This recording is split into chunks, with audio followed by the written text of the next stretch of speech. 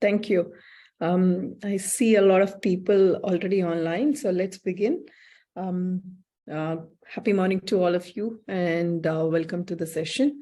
And especially, I think there's a lot of people from Design Board and ADP list. So it's a pleasure that you are all here, and thank you for joining us. I am Pratima, Chief Designer and Executive Director of Devami Design Labs. I became a designer out of passion. And the journey, I started my journey about 20 years back, and I think things are going fine since then. Let's keep this interactive. I would love this session to be very interactive. I think without wasting any more time, let's begin. I'm sharing my screen. So, designing for product-led growth. I'm not sure how many of you do understand what product-led growth is. If you guys have any questions, feel free to stop me in between and ask so that, this session could be as interactive as possible. And Shishri, Madhu, if you find any questions and if I miss them, just stop me and, raise your hand so that I can look at it. Definitely, sure. Thank you. Product-led growth, right? So what is, product-led growth, and what is this buzz about, growth through product or product-led growth?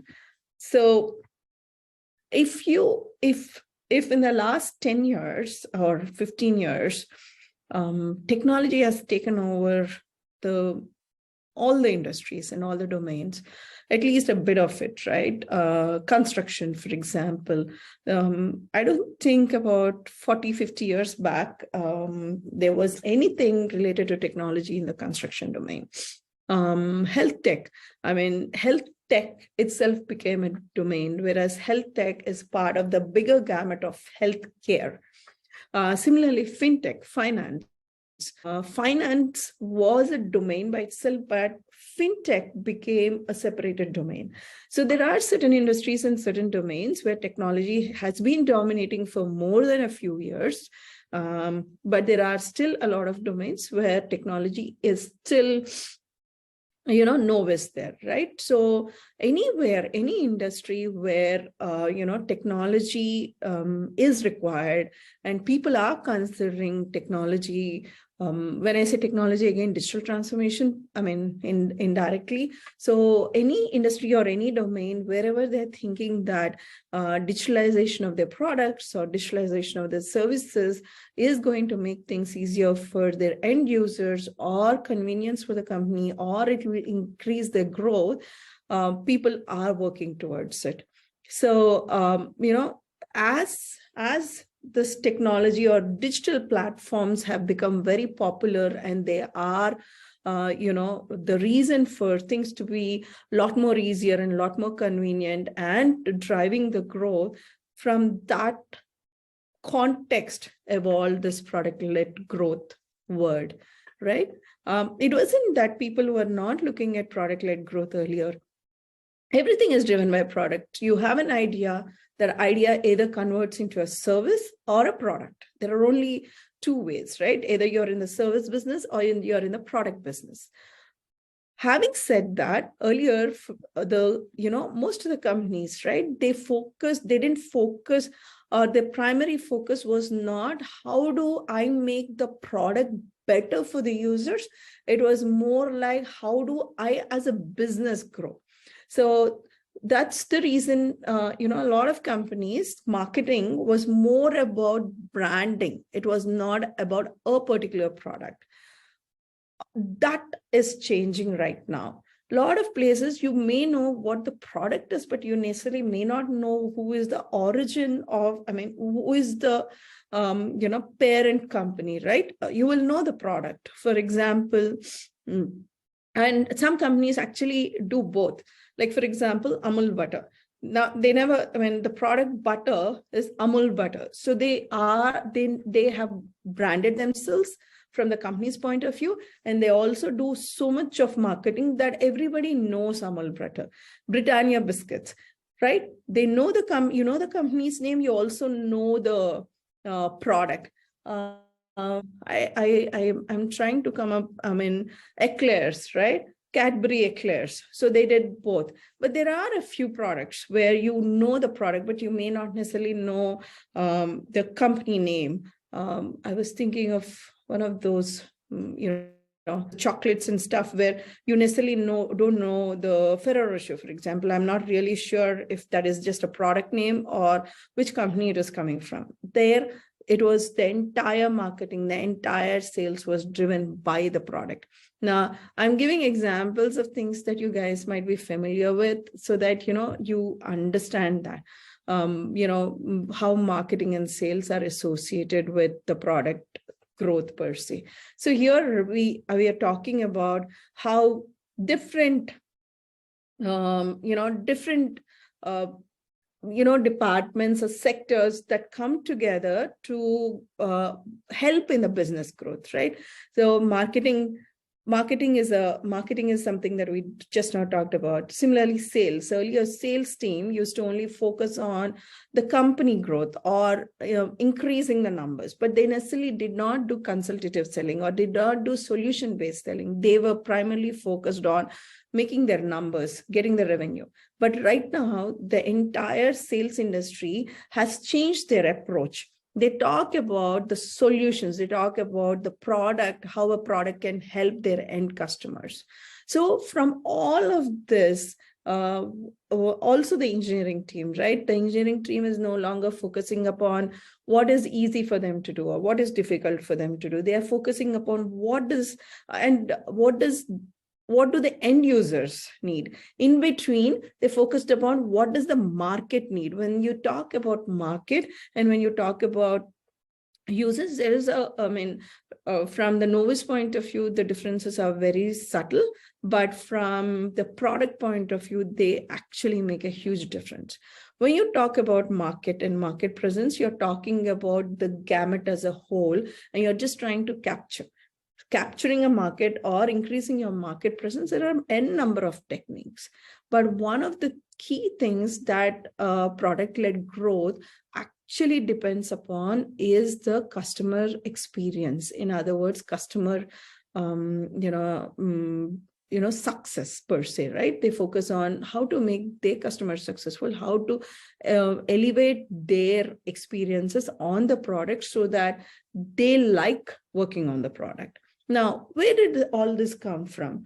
Earlier, when the enterprises were selling them as enterprise solutions, where, you got your software on a CD and it was a lifetime software, there people focused primarily on the selling part of it, right? And once you got the software on your CD, that software is for you forever.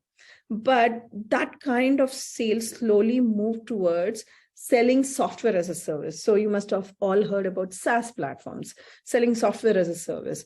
And as SaaS became very popular as a business model, then everybody started realizing that we need to focus a lot more on how the product is.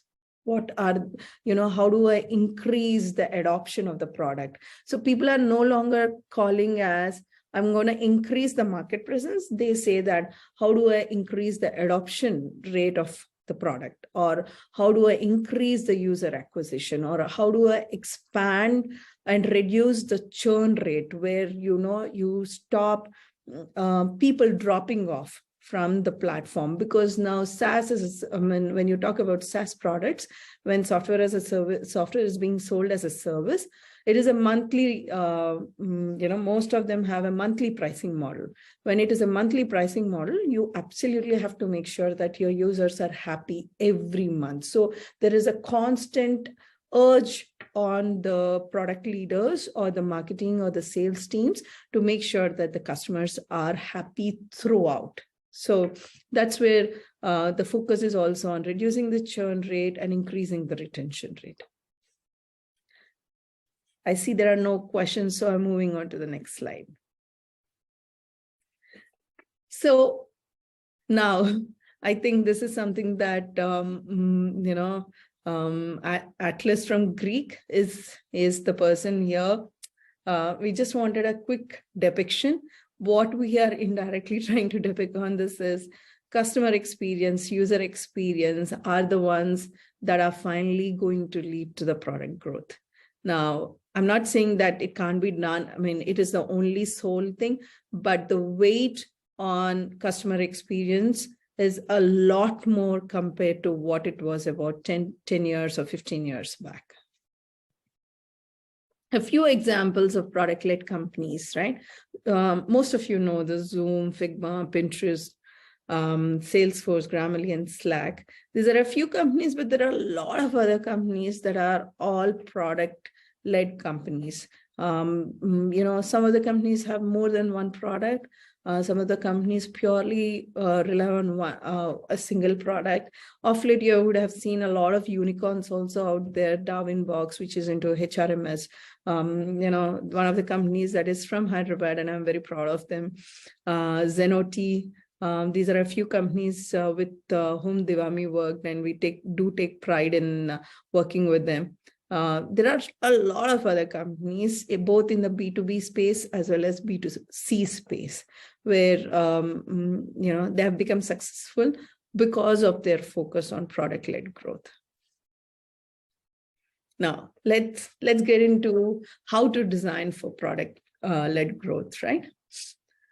So design per se, I mean, I'm 100% sure, whoever is attending this session, and especially if you're from the design community, you are constantly told that you have to focus on the users, not just on the market, but on the users. So, you are asked to do a lot of user research. You do rely a little bit on the market research, but market research typically helps you understand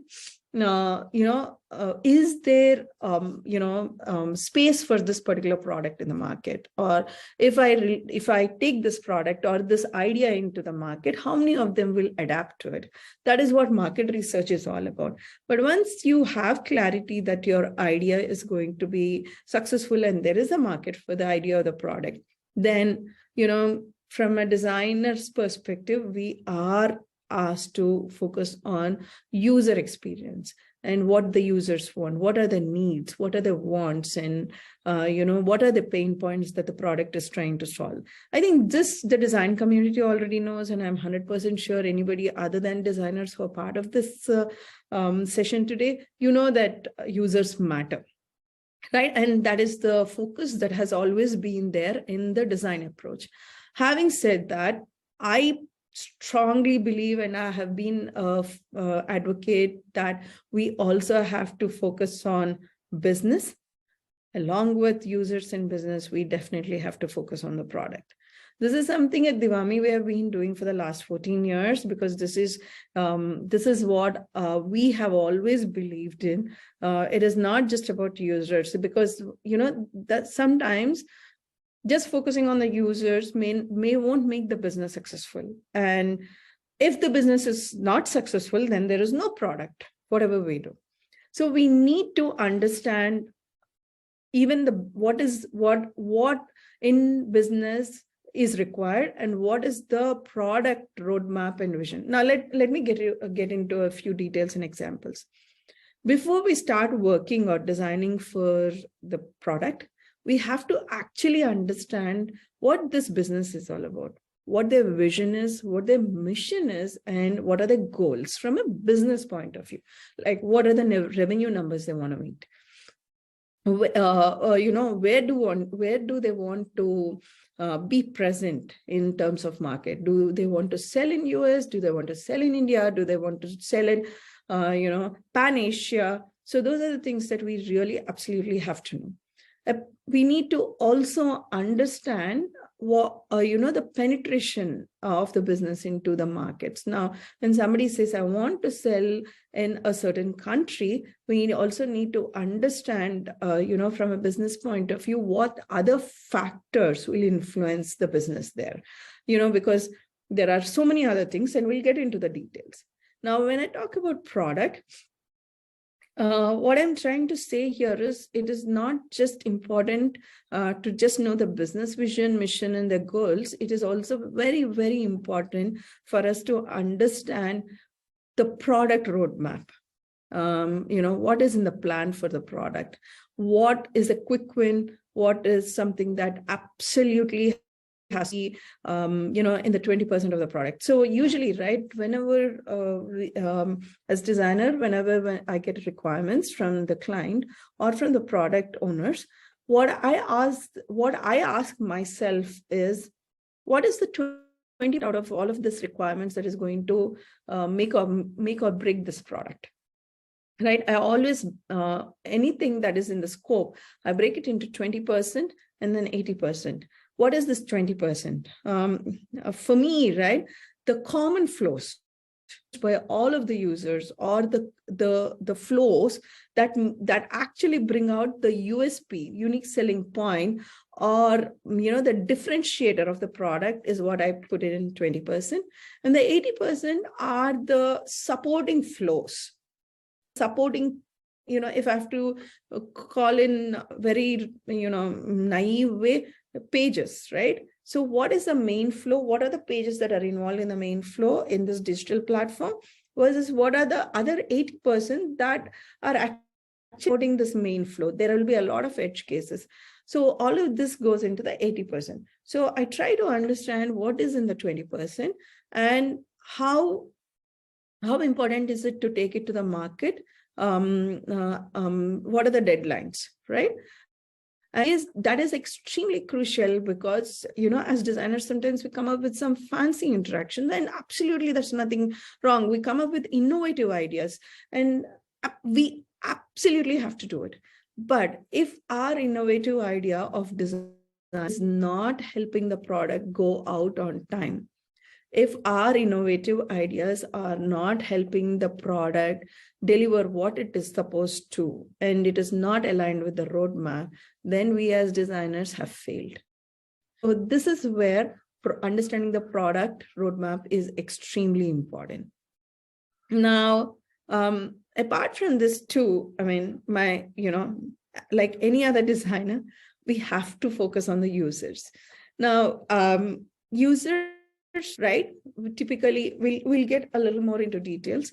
Users have to be defined not only from a few aspects that we are taught, but there are a lot of modern techniques, or there are a lot more aspects that the design is expecting us as designers to focus on. I think there's a question. Okay, 20%, 80%. Let me take an example. Any product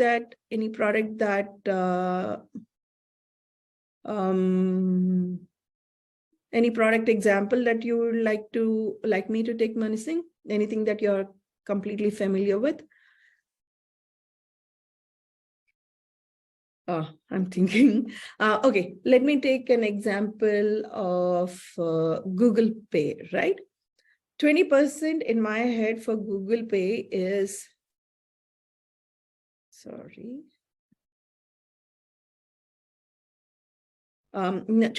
in my head for Google Pay is, I as a user want to quickly pay. Now, either I can use the QR code, I can use a phone number, or I could search for a person's name from my list. So these three flows are my 20%. Now, while I'm trying to pay, I scan the QR code, I enter the amount, I enter my password, and the payment goes. This is my 20%. What is 80% around it? Once you're done with your payment, Google Pay, I think, gives you that scratch card. Why? It is trying to, that is marketing, right?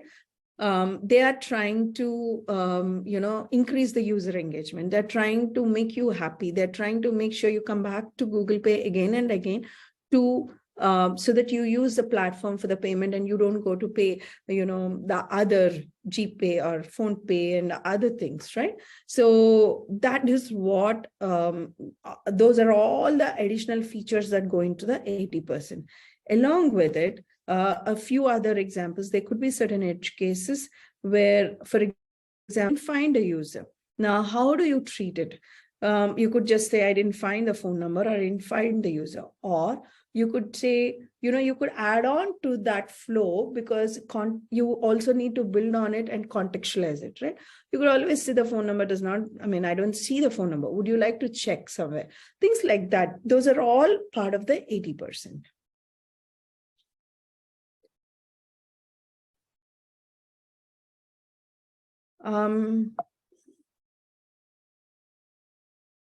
There are a few more comments. Nitin said, take an example of a creator-based platform. Creator-based platform. Nitin, if you could give me a specific example, I can use that. Yes, it is based on the Pareto principle. Yes, 20-80% has always been there. It was usually used in other contexts, but it does bring, that applies in design as well. And it's very, very, very important. So, and yes, that principle matters. What is product roadmap? Every product has a roadmap. So when somebody thought of an idea, you would have thought about, let me take an example of iPhone, for example. When Steve Jobs thought about the idea where he thought, there's a phone for making calls, there is a music platform separately, there is a texting platform separately. Why not I bring all of them together and put them in one space? Once he got the idea, he didn't start off, on a full-blown scale, right? Because there is I don't want to get into a lot of details, but iPhone involved both hardware and software. I'll focus on the software. So he had to come up with software where your email was supported. You were able to do your messaging. You were able to make your phone calls. You were able to have your music and a lot of other applications and all that. So initially, when the phone came out, iPhone, with all of this, there was an MVP product, and the support for all the platforms or other applications, third-party applications, started happening later. This was all part of their roadmap. They decided, okay, I will first do this, release it to the market, see how it is responding. Based on that, I will extend the roadmap. So what happens is, when you have a roadmap, you create a strategy as to how to go to the market, what features to support in your product, and when you want to support those features, and see how the market is responding to those features, and based on that, add on more. So that is called as product roadmap. Now, yes. So, one of the key things people have asked is how user experience can deliver ultimate customer experience, right? We talked about a few things: increasing retention, accelerating adoption, decreasing the churn rate, increasing the active usage. And in the end, all of this matters because you need to make the end user successful. It is not about making my business successful or making my product successful. It is all about making the end user successful. For that, one of the key factors, like we discussed earlier, was the unified and seamless ecosystem. This is very important for us because, first of all, even before I don't want to assume that everybody understands what a seamless ecosystem is. When we talk about an ecosystem, When we are taking again the iPhone example, iPhone cannot survive on its own. iPhone is dependent upon the music industry. iPhone is dependent upon other platforms. So it is a mutual ecosystem that has to be built, and this has to be as seamless as possible for a product to be successful. So what we are trying to say is, end of the day, a product cannot probably exist by itself. It has a lot of factors that it is dependent on, and it is required for us to create an ecosystem, a seamless ecosystem where the product becomes successful and there are not many glitches. I see a lot of questions. So I will first complete a few of these slides that are, related, and then I'll go back to the questions. So when we usually talk about users and user research, as the design community, we have always focused on the demographics, geographics, user needs, and user pain points. What we mean by that is we try to understand the users, who are the users that this product is targeting at, and what are the pain points that this particular idea or product is trying to solve, and what are their needs. They are kind of related because need arises from a pain point. So it is a translation of the pain point into a need. So, but however, we do look at it both from a pain point perspective and a need perspective, because sometimes users find it very hard to explain, this is my need. Most of them are very comfortable talking to the design community as their pain points. So it is important for us as designers to understand their pain points, convert it into needs. And sometimes it is also crucial for us to differentiate between the need and the want and nice to have, because there's always those whims and fancies of, that each one of us would want. So as designers, we should be able to differentiate them.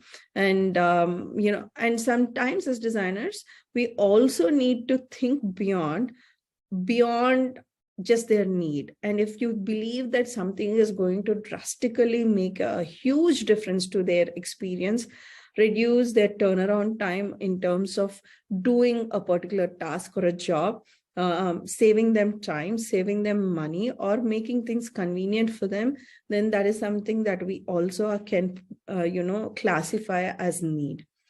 And geography. So which country are they coming from, or which area are they coming from? Because end of the day, the culture, where they come from matters, as well as the demographics. I think they both are kind of along with this, the modern design world or the modern design philosophy is asking us to focus on psychometrics of the users.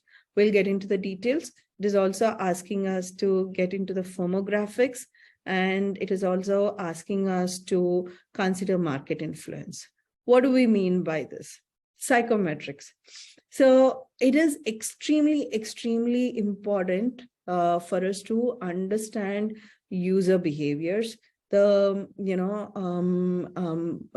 other words, what we are saying is not just focus on demographics, geographic pain points and needs. We also want to understand, what is the tolerance to cognitive load. In lame words, let me first begin here. Most of us are using phones and laptops, but what is our comfort level on these devices? Children these days have become, they're adventurous on these platforms. People above 50, 60, they use the platform, they use their phone, they use their laptop, but they necessarily may not be as tech savvy as a 20 or a 30-year-old is. So while it is very important for us to understand who we are designing for, we also need to understand a few other factors, like what is the technical proficiency like? How comfortable are they with the digital platforms?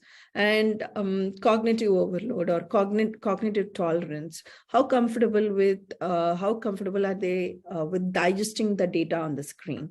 Should we present it piece by piece, or should we present all of it in one shot? Like, for example, and also it depends upon the context. The same person, we all act differently in different situations and different contexts. So if I am probably in a rush and I'm trying to use Google Pay, I don't want anything else on the screen. I just want to be able to see, I want to scan my QR code. I want to pay. I want to be able to enter my amount. I want to be able to enter my password and then close it, right? I don't want anything else around it. I don't want a lot of suggestions. I don't want, a lot of, information from the platform. But let's say if, I'm working and I'm a data scientist and I'm sitting on a platform which is trying to help me do my job well.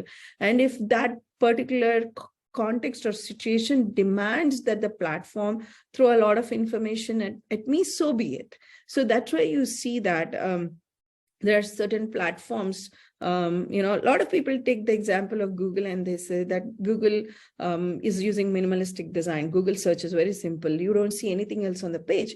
Well, that is how it is. I mean, you are going to Google because you want to search for a certain information or, a keyword, or a certain platform. So that is all is required from that particular Google search. So there's no point adding anything else beyond that, probably a few shortcuts.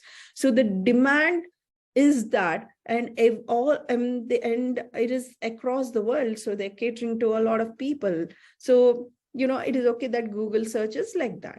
Having said that, there are certain platforms like, HubSpot or Zoho, or, these platforms are data heavy because Zoho is I think they have a lot of products. But if I take Zoho people, it is important that, there is a lot of information about all the people, and it should help the HR look at all the people in the company, go click on a person. And if it requires that person has like 100 fields and we have to show. Now, the design comes into picture where how conveniently can we show? How do we make the user feel at ease on that particular page is what matters in the end. Language. Especially when we are designing, Europe for European countries, we do have to keep that in mind. And so is the case when we are trying to penetrate into the rural or even semi-urban areas in the Indian. I mean, I'm just taking those examples, but every country, right, it does have its own native languages that there are a lot of people comfortable with, and we need to keep that in mind. Lifestyle traits. We need to understand, how are these people? What is their lifestyle like? Are they easygoing? I mean, are they relaxed? Or, they are very aggressive based on their culture. What are they after? So those lifestyle, I mean, there's a lot associated with lifestyle traits, but these are just a few examples that I'm calling out right now. Influence level. There are certain people who can be very, very influential, especially the people who, who adapt to the platform first. And we need to consider for, what is their influence level like. And also sometimes we also have to understand how data driven are these users.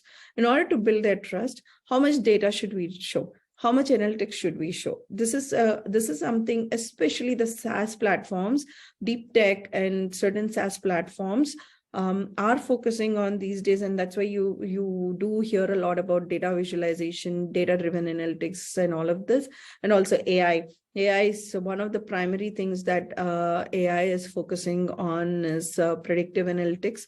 So I think, there's a lot going on in that space, and that is extremely important for us to understand what is the right amount of the data that this user will need in order to do their job well.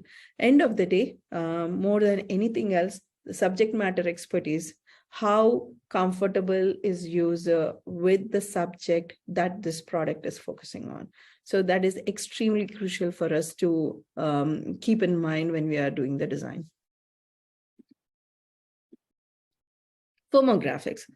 Sorry. Firmographics, I mean, this is a word that the industry uses for, it applies very well for B2B products. But there's another word, it's not demographics, it's domain graphics, right? That we use at Devami. Having said that, that's not a word that is being used outside in the market. We definitely, apart from the users, we also have to focus on what kind of a platform is this? And, is the platform sold to an organization or to individual users? That's where we talk about B2B and B2C. Now, when when we are talking about B2C, firmographics doesn't come into picture because there is no firm there, but domain graphics comes into picture because, for example, Pinterest, the focus of the domain is primarily on design community, or Behance. The primary focus is on the design community. It is a B2C platform.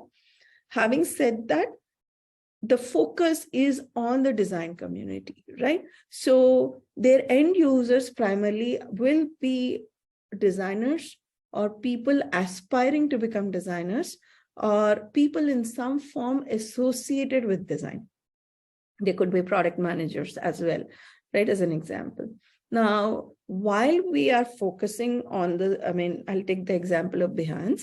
If we were to design the Behance platform as a product-led platform, while we are focusing on designers in terms of their demographics, geographics, needs and pain points, and their psychometrics, what is the subject matter expertise, what do they need? Do they need data? What kind of cognitive load can they take and all that? But you also have to focus on domain graphics, which is nothing but as a domain, as a design community, what are the influential factors that define them? How big is this design community? And if they're focusing in India, for example, how big is this design community in India? And what do designers in India need from Behance? Just to upload their portfolios? Or are they even interested in finding, jobs through Behance? Will they come and search for a job on Behance? Or will they post saying that, hey, I'm available? Things like that. And in design community, which level of designers will actually come to Behance? Will senior designers come? Will junior designers come? Or the design experts, the SMEs will come? And if they do come, what will they come for? If the experts are coming there, are they trying to find other designers to join their firms? Or are they coming just to search for a design? So if it is junior design, are they looking for inspiration? Or are they trying to search for a job here? So these are the things that matter. And I took Behance as an example because here it is not about firm, it is about domain. Now, let's take Gmail in terms of B2B, right? Gmail is both B2C and B2B. Now, if I were to take it as B2B, then Gmail will not sell it to individual users. It is selling it to a company, and we all as employees of that company are forced to use it.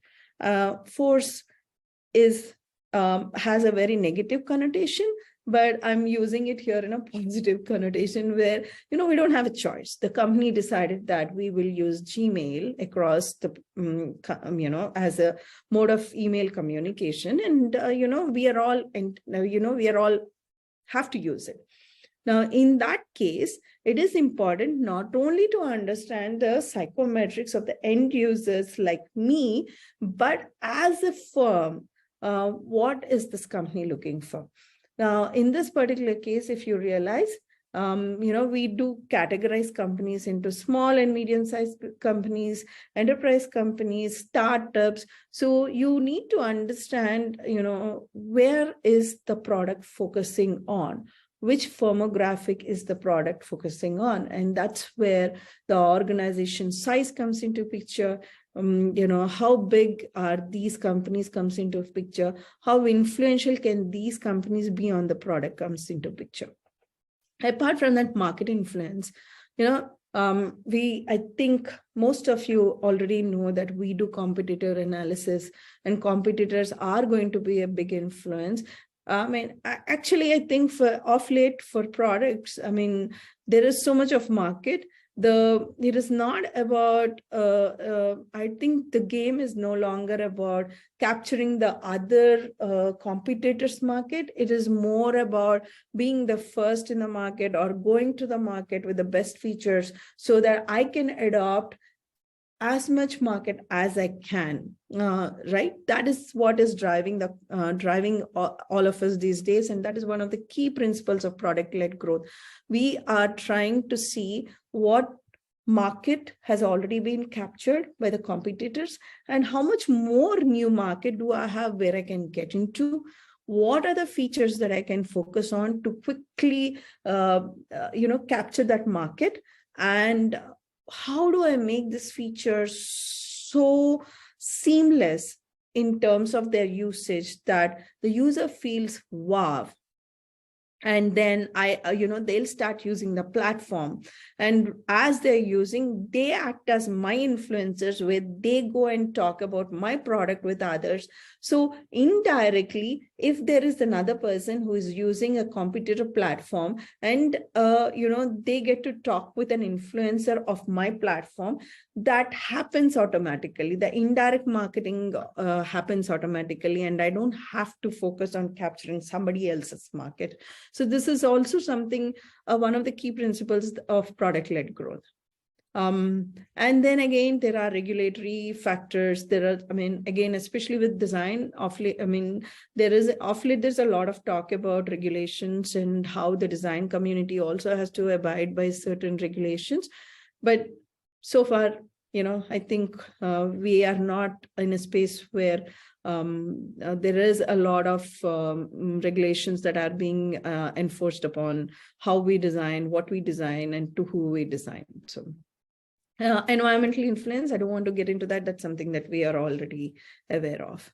So let me pause before I go to the next slide and see if there are any questions that I can take.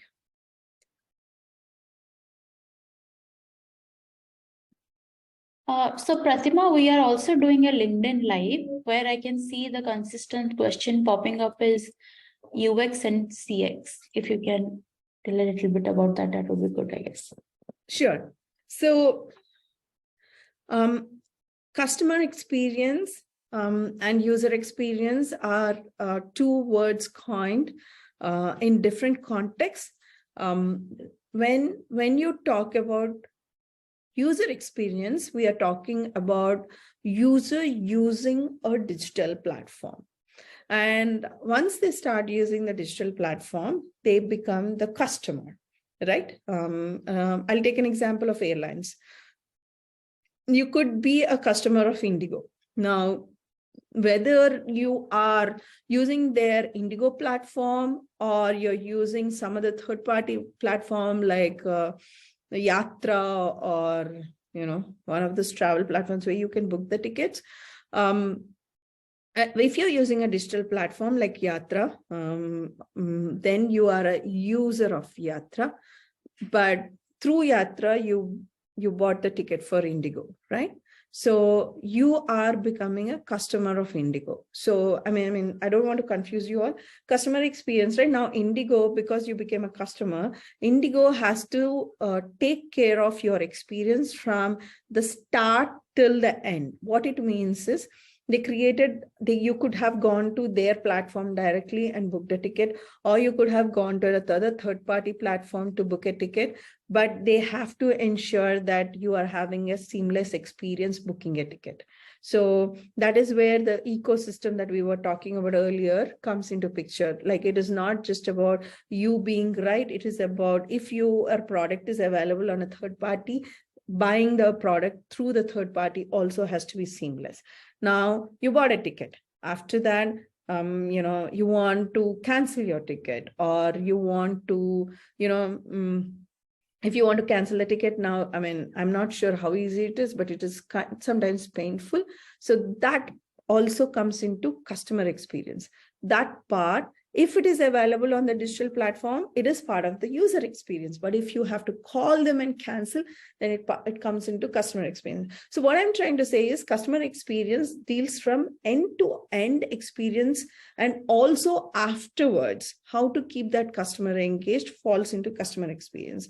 User experience, this word was coined primarily for users on digital platforms to make sure that we are focusing on the experience of all the users of the digital platforms.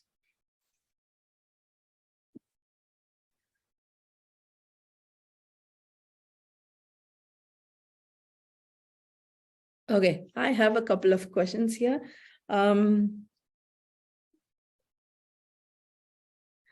does product roadmap, customer experience align with branding exercise? This is something we always talk about, Devami, and it is very, very important and crucial. To answer your question, end of the day, it all depends upon the philosophy of the company or the business. And if somebody is calling that one of their key value systems or their philosophy is product-led growth, then everything is about the product and about the experience on the product, right?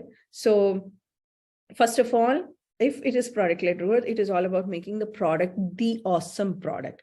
And when you have to make the product awesome, then obviously user experience come into picture and the customer experience come into picture. You have to make sure the experience of the user on the platform is excellent and beyond their expectation.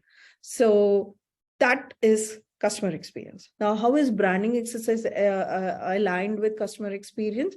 When you're promoting the brand, they go solution oriented. They say that, they talk a lot more about how users are enjoying on, using their platform, or how the product solved a particular, a problem of a particular user. So the branding is very, very tightly coupled with the user experience or the customer experience. They don't just sell the brand. They actually, the branding is very, very closely talking more about the experience of the users rather than just the brand per se, right? This is how they are aligned. Product roadmap is associated with branding exercise. These are all very tightly coupled. The reason being, what's in the product roadmap, end of the day, defines or influences the user experience or the customer experience. Now, like for example, when you're that I'm going to release a product 1.0 in 3 months. Now, in 3 months, you have to figure out what can be done, right? Practically, what can be done to take the product out into the market. So when you are making those choices, you will add some features, you will remove some features. Now, the choices that you're making about these features, right? We have to make sure that we are not causing any kind of inconvenience to the user, and it is making sure that the user is happy end of the day, right? So if there are certain features that you believe are solving certain needs of your audience, then you got to figure out alternatives. So typically in that case, I know I'm getting into a lot of details. Typically in that case, what people do is, even the users, they bracket them into primary audience, secondary audience, and tertiary audience.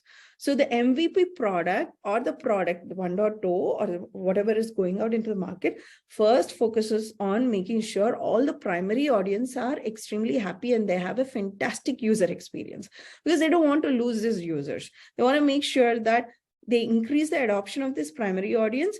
They make sure the users are happy, so the retention rate is maintained.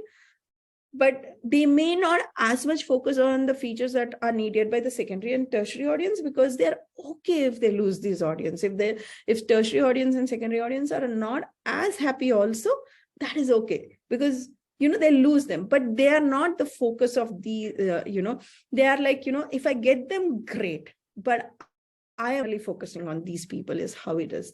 So that is where, they're all aligned together.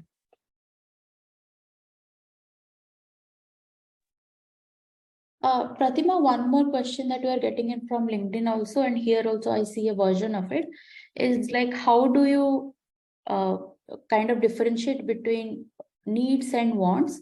Because from an expert user's point of view, they might be habituated to something and they might be looking at certain level of complexity. So how do you define that? This is a very, very tricky part. So in the beginning of my journey as a designer, whenever I went out there into the market to do user interviews, I always used to fall into this trap where, I used to be super excited about everything, and I used to ask them, what do you need? And, all of that. So they would start off talking first about their key things. Then as we slowly start asking a lot more questions, then they get into the details. Yeah, well, if this is also there, let's throw in. If this is also there, let's throw in. So typically that is how we are all as humans are, right? I mean, if I'm getting something for free, why not?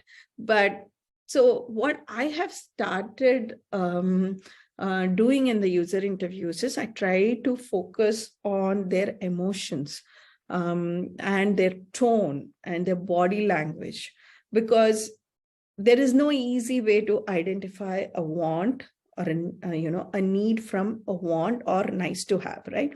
It is about how casually are they talking, or how emotionally they are talking about how this pain point is frustrating me, right? So it is through those words and their body language or the tone that I usually identify one.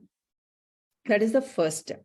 Then I try to draw patterns. You cannot stick to one user, right? You will be doing multiple user interviews. When you do multiple user interviews, you have to draw a graph. So a lot of them would speak about a certain features as, I need this. And there will be a certain features that they'll say, well, it's, yeah, that is good. I would like to have that. And some features, well, yeah, maybe, kind of a thing. So you have to put, a 3-layer graph and see for every feature, for every user, see where it is, how did they respond to that. And wherever you see that most of the features people reacted as, yes, I need that, that is what is the solution for everything, or they talk about, oh my god, this is my pain point, kind of a thing, those all will come into this bracket. And then there will be outliers, right? This is how we define them. That is one way. The other way is through market research. People would, especially the product, from the design community, whenever we are doing a design for a product, we have to ask the stakeholders, the founders, stakeholders, or the marketing or sales team for the market research that has been done so far. If it is an evolved product and you're redesigning, then you need to talk to the sales team also to understand what are the common things that your prospects are asking you for. What do you think in the product is missing? What is the common thing that everybody is asking for? What are the other aspects that are asking? So when you ask all of these questions, the sales marketing team and the founders will be able to give you a lot of information. So typically, if it is a big company and if they have product managers, they actually help our help us designers figure out what is the crux of the product, what should go in versus what is a want and a need. Shishri, any more questions? Yes, Pratima. So there are two questions. How do we find, there are multiple questions actually. How do we find out user needs or pain points using the product as a mean for a B2B SaaS company? How do we find out user needs and pain points for a B2B SaaS company? Again, I think when it is a B2B SaaS company, in SaaS companies, there are two kinds of SaaS companies, right? Or at least I like to categorize them as two kinds. One is a horizontal SaaS company, and the other one is a vertical SaaS company. Earlier, I took example of Zenoti and Darwinbox. Zenoti, I consider it as a vertical SaaS platform. The reason being its primary focus is on the spa industry. So it is a vertical SaaS company. Now, Darwinbox is a horizontal SaaS company. When I say it's a horizontal SaaS company, HRMS, their product is a HRMS product, which can be used across industries. Zenoti is only for spa industry. So a vertical is usually focuses on one industry, horizontal is focuses on across the industries. Now, typically, right, unless it's a deep tech, if you want to understand, the user needs and pain points of a spa. Now, if we know that Zenoti is focusing on spa in and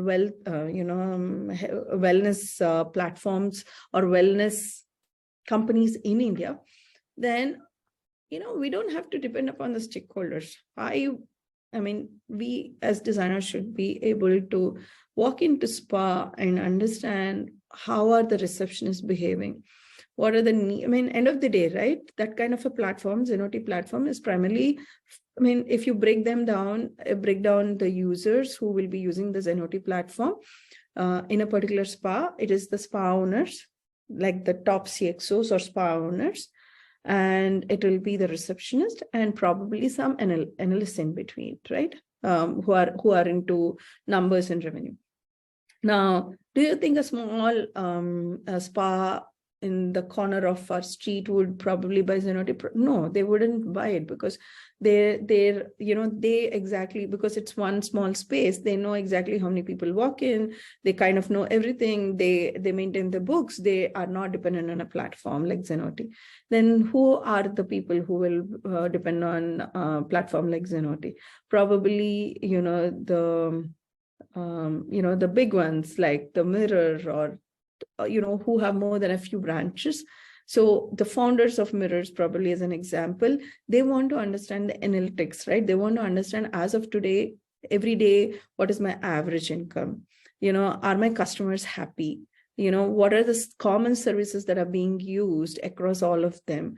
Which services are the clients or customers not happy at all? Which are the most rated services?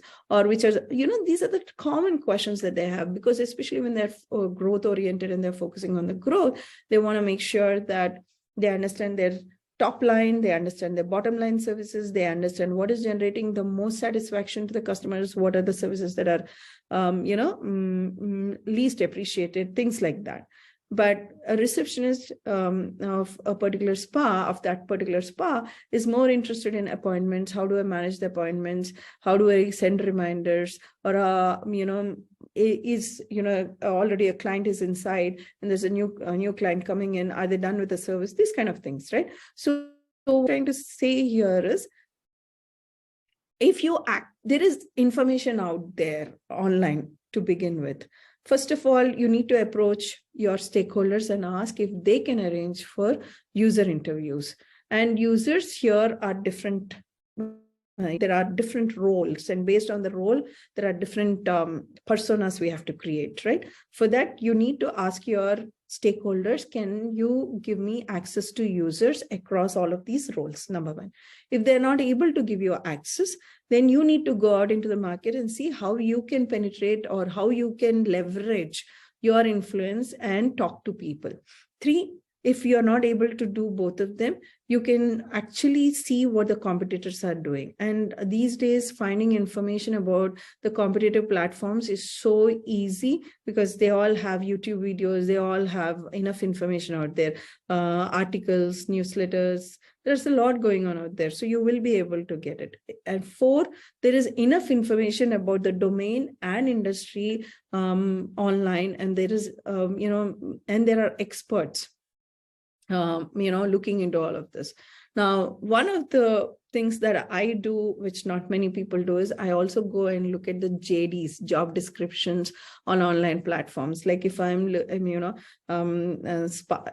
if somebody is looking for a spa receptionist, I just go look up what are the key things that they're looking at, because those job responsibilities kind of explain to me that this is what they're expecting. Then I connect, how can this digital platform ease their job responsibilities? So this is one trick I use when I'm designing. So it's 1:04, Shishri. Yeah, Pratima, that's what I was saying. Before we take on more questions, please, close your presentation. Sounds good. So, this is one of the new gen design philosophy. This is one of the key slides. I will try to spend just a couple of minutes because I don't want to keep you all waiting. Earlier when people used to talk about personalization, they necessarily didn't talk about scalability. And SaaS platforms, especially the SaaS platforms, since the last 10 years or more than that, actually, they have been talking about, I want to scale my product, but every client comes to me and they ask for certain personalization, certain modifications, customization in my platform. How do we do both? And they tend to sometimes, right, they tend to focus only on one or the other. Absolutely, it will be a criminal from the designer's point of view if you're not focusing on both. So anytime you're designing a workflow, you absolutely have to see the areas where you can personalize it. And you also have to be futuristic and look at where is the product going towards when they say in terms of growth. And how do I make sure that, my design will scale up? In other words, when the market requirement changes, or today they're saying that I'm focusing primarily on India, but tomorrow they want to get into the US market, then that is scalability. Having said that, how do I make sure that tomorrow when they're getting into the US market, we don't tell them, hey, I didn't consider the psychometrics and I didn't consider the demographics or the geographics of that particular gamut of users. So we'll have to scratch the design and redo the design. That is criminal in my head, right? Because the business they spent a lot of money already and it's not right for us to be doing it. So while designing, while we are considering the current users and designing for the current users, we also have to make sure that we are being futuristic and try to understand what the vision would be like. And even if the vision changes, like they thought about getting into the US market, but then they realize, no, I don't want to get into the US market, but I want to get into the European market. The platform should be still scalable. Likewise, when we're trying to reduce the time to perform a task, because that is one of the key things that we could do for users, we also have to keep them happy as they're using the platform. It can't be very boring and mundane, right? And just come, finish your work and go. It has to be engaging. So how do we balance both of them? That's something that we absolutely have to focus on. And contextualization and navigation. So, a lot of platforms, a lot of SaaS platforms, if you observe, when they are on a page, I usually call them as entry points and exit points. When they are on a page, we first have to understand what will drive them to this particular page, or what will drive them to this particular workflow.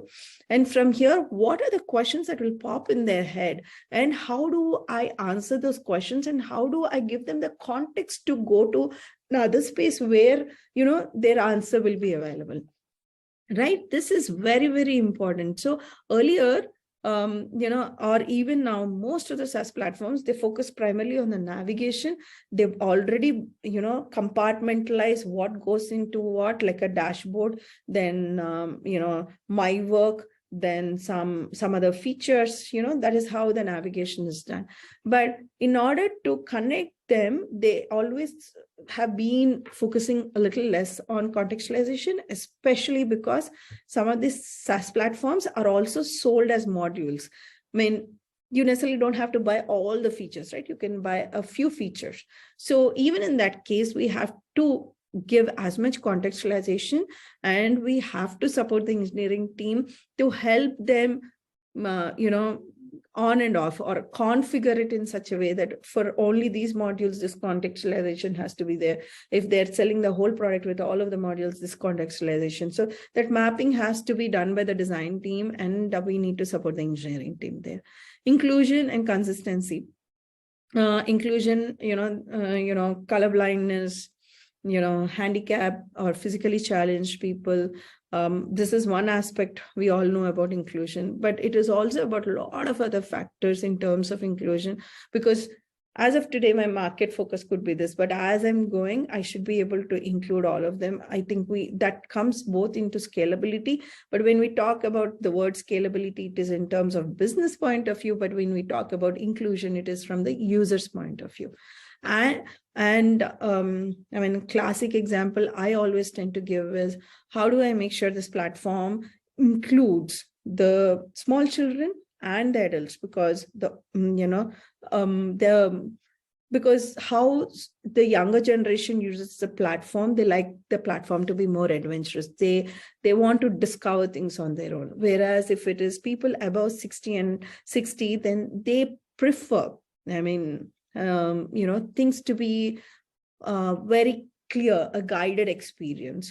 So we have to make sure that we are satisfying both sides of the coin, and that is what we are calling as inclusion. But having said that, while we are including all kinds of people, because the product requires it, that is part of the market. Both the parties are part of the market. We also have to make sure that the platform is consistent, and no matter whoever uses it, they don't see as many differences. So this is again a balance that we have to bring to the product. Emotional innovation, intellectual innovation, this is a beautiful subject by itself. In short, all of us, we are either in our emotional state or in our intellectual state as we're using a product. And we have to keep that in mind, because how we react on a product when we are emotional could be slightly different. And when we are we have to understand. Let me take a step back. What I mean by that is, are the users primarily going to be intellectual on this platform, or is there a chance for them to be emotional? The classic example I try to give for emotional innovation is Uber. Uber, you could be emotional. Like, for example, there's somebody in an emergency room and you're trying to find a cab. You are already in an emotional state. So the platform has to recognize that the person using Uber can be in any kind of an emotional state. If they're going to a party, they are like hyper excited and looking forward to it. Whereas if they're going to see a loved one who is in an emergency, then they could be sad and they could be anxious. So we need to consider that. Also, how simple can I make it so that they don't have to use a lot of their intellect when they're finishing up their workflow? How seamless can I make it? So that is a context of Uber. But if you're using a very deep tech platform, then people, if you're first of all on a deep tech platform at that particular point, the context and the situation itself demands that, or it is assumed that people are very intellectual in that context. So probably emotion takes us a little less priority over intellectual innovation at that point. I think we talk about discoverability and guided flows along, and then security, accessibility. This is one of the key things that we should definitely focus on. Not getting into details, but that's something that the design community has not focused on. So I would like to stop here, keeping time in mind. If anybody else has any other couple of questions, I can take them. And yes, Pratima. So there is another question that is kind of a repeating theme is how can we conduct user research when you are designing a B2B product and we do not have a large user base, or someone where the client is clearly defining everything and we have no means to do user interviews and service. So how do we understand the design requirements? Got it. This is a classic situation designers, especially in the B2B space, face all the time. I typically, what I do is, first of all, at Devami, we always start off with the stakeholder questionnaire. Even before the stakeholder questionnaire, if they already have an existing platform, we do platform analysis. Even before that, I'm going backwards, sorry. Even before that, I try to read a lot about the product. I read a lot about the domain, the industry, and who are the kind of people that are in this domain and industry.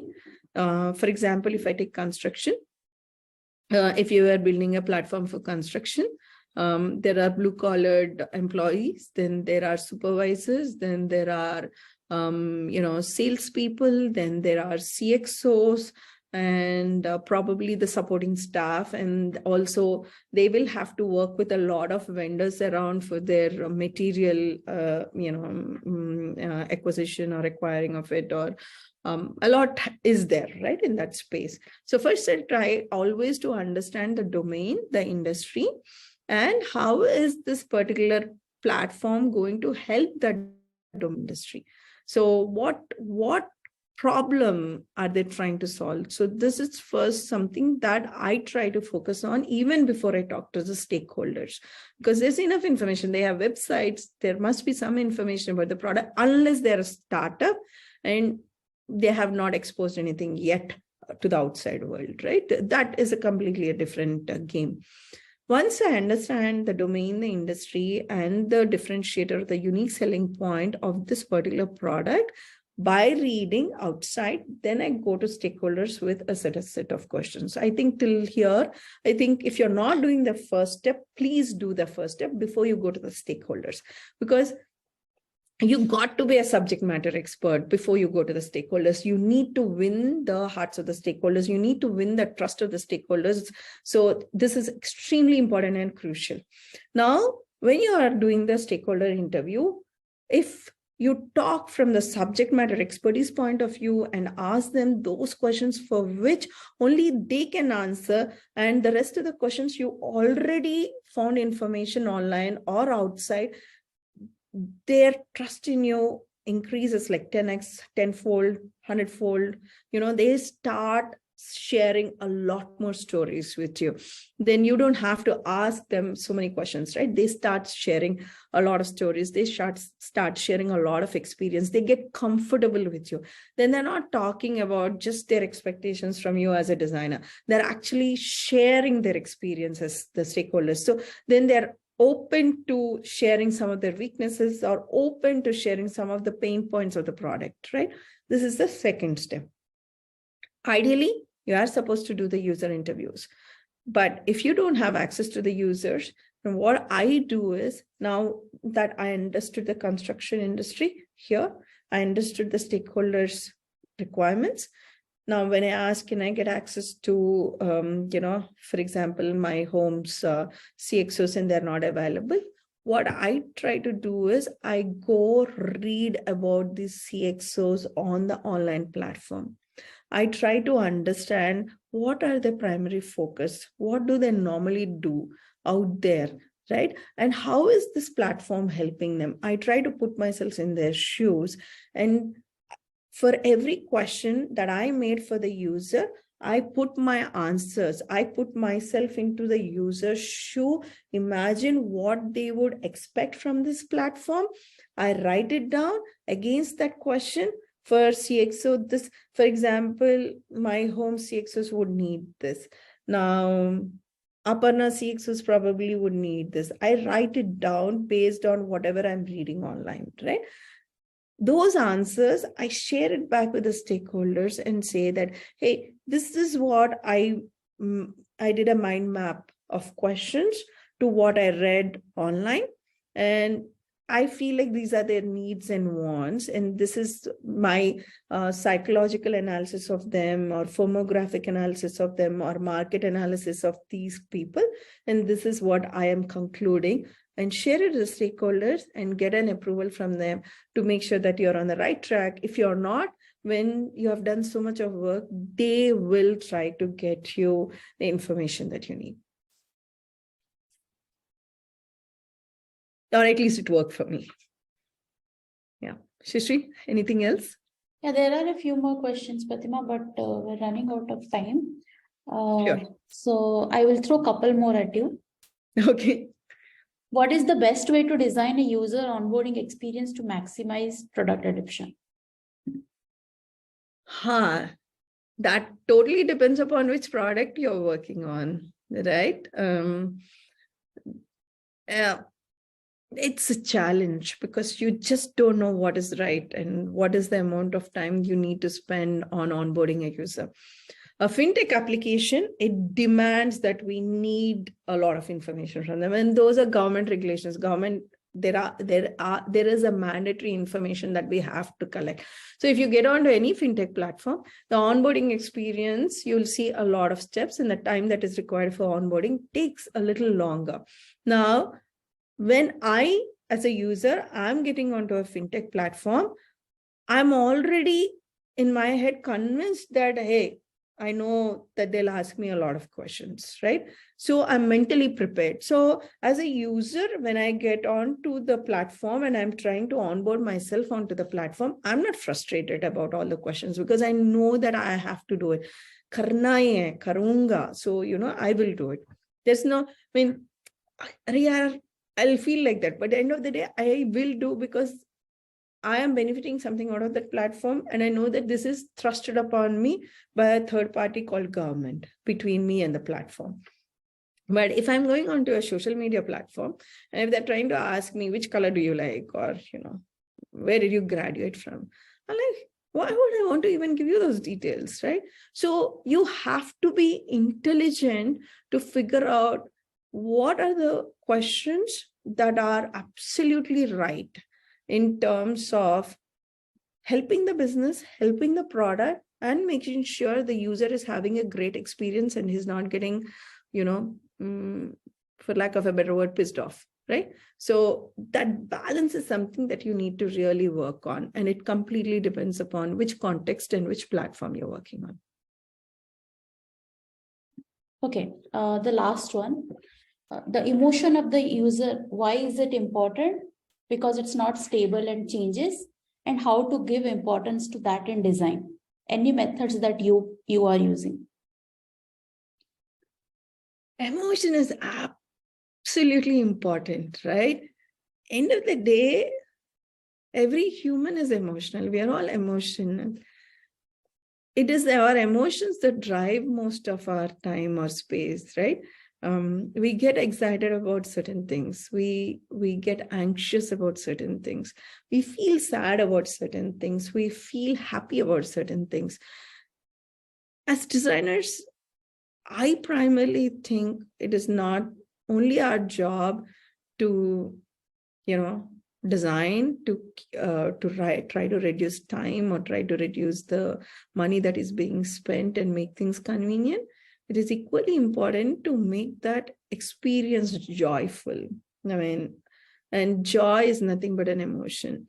And yeah, the end result, if you are saving time, the user will be happy.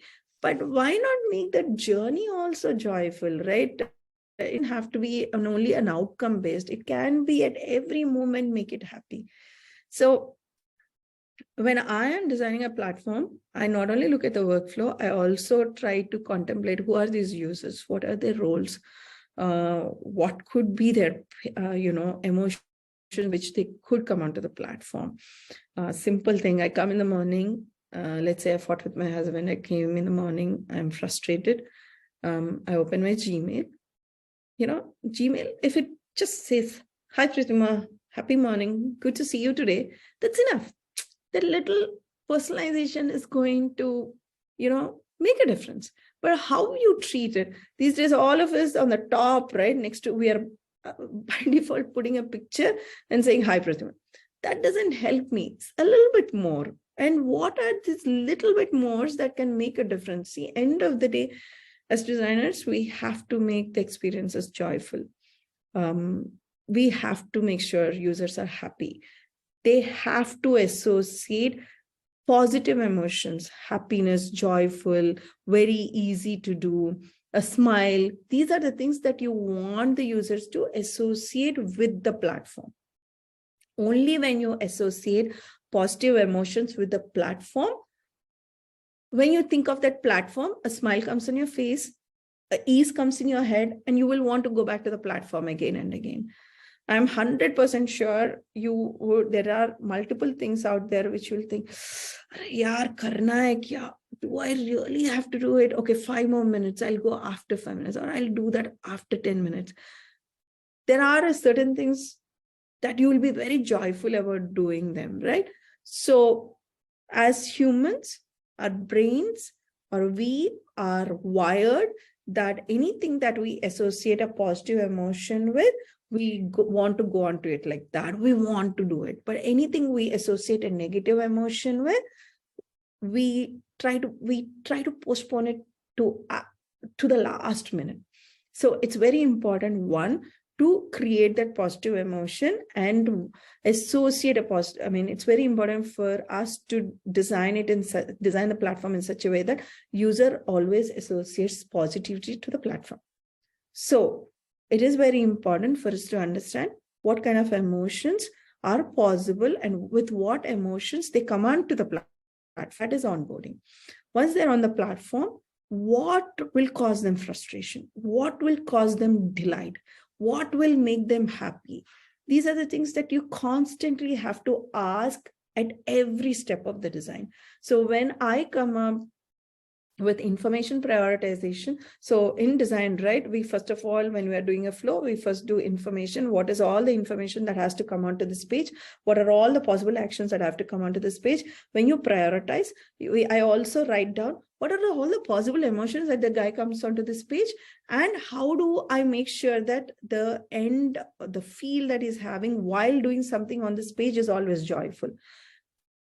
Based on that, I try to pick patterns, or I try to pick those little micro interactions or engagement techniques that will make the experience great, along with keeping other fundamentals like reducing the cognitive load, making the workflow seamless, and everything else the world talks about. Okay, Padma, I think it's time we should wrap it up. Okay. Thank you all for attending the session. It was a fantastic, loved the questions. In fact, while answering the questions, I just realized a few points as well. So that was a fantastic experience for me as well. And I hope all of you had a great time being part of the session. Thank you. Thank you, everyone. Thank you, Pratima, for a very well interactive session. Looking forward to, much more webinars from you. Thank you, Shishri.